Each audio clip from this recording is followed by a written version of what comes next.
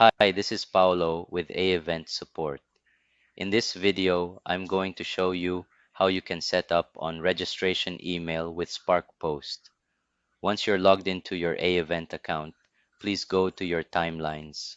Select your timeline. Now that you have your webinar timeline open, click on Integrations. Under Integrations, look for your SparkPost integration.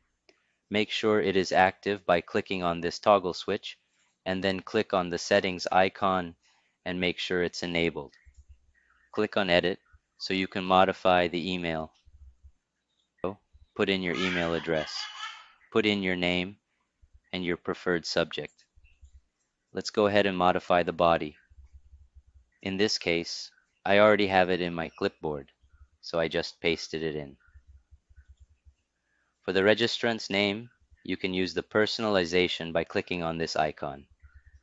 Under the subscriber column, select the first name. It will automatically populate the registrant's first name.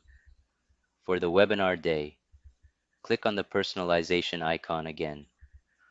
Go to webinar column and then select day of month and then choose the time zone.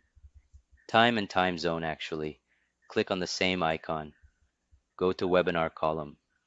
Here you can select your registrant's time zone, but in this case, I'd like to use the time zone of my choice. So EST time.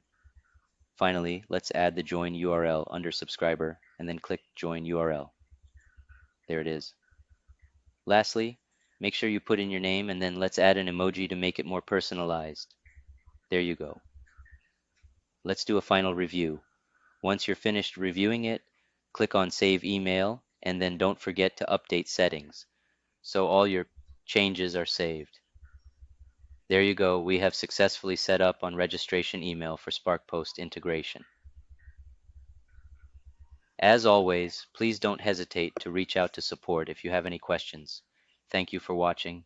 If you like this video, please comment below, give it a thumbs up, and subscribe to the channel to get notified when we add more videos.